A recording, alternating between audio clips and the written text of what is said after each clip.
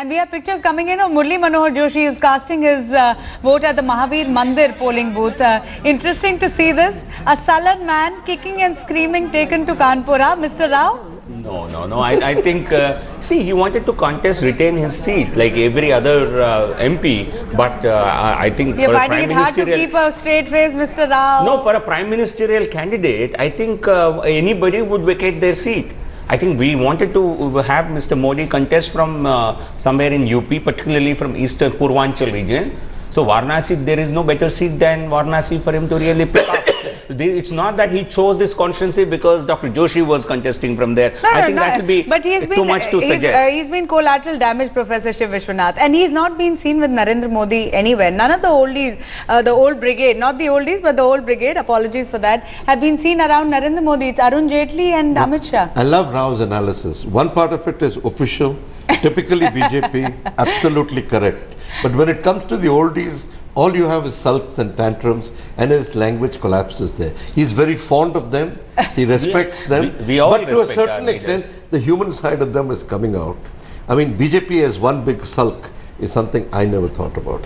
Interesting. We're seeing these pictures at the same time. Remember, for the battle in Varanasi, there are 42 candidates. But the key battle is between the BJP's Narendra Modi, Aam Aadmi Party's Arvind Kejriwal, and the Congress's Ajay Rai. A look at the strengths and weaknesses of the three main contenders. And the man you're seeing on your screens, he perhaps could have been one of the contenders, but not anymore. That was given to Narendra Modi.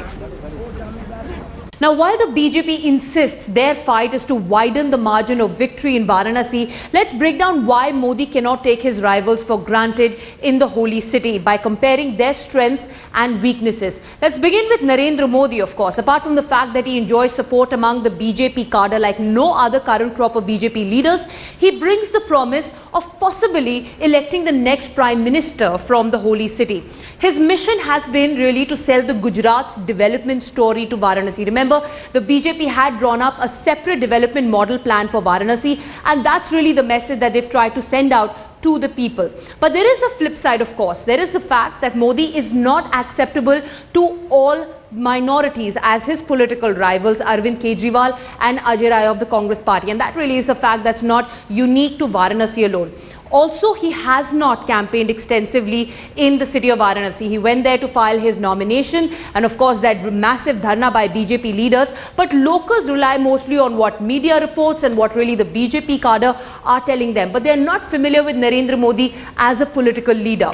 Now on to Arvind Kejriwal. As soon as Modi made his big announcement, Headlines today was the first to report that Aam Aadmi cadre has already been mobilized. They are being told to go to Varanasi to really set the groundwork for Arvind Kejriwal to formalize his announcement. Now he may have been missing as far as the headlines is concerned when it comes to Varanasi, but Arvind Kejriwal is only repeating the Delhi strategy of door-to-door campaigning, and they'll be doing that quite successfully is what the word from ground is. He has been campaigning also in rural areas. That has been a major focus of the Aam Aadmi Party campaign, and that's one of the reasons that many would say he's been missing from all the action. But some really solid groundwork has gone as far as the Aam Aadmi Party campaign is concerned in the city of Varanasi. Also the promise of clean and honest politics.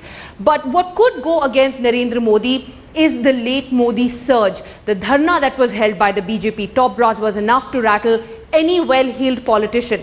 Also the fact that he resigned as the Chief Minister of Delhi, something his party leaders have openly admitted has affected their popularity, something that he was attacked on even when he landed in Varanasi for the very first time.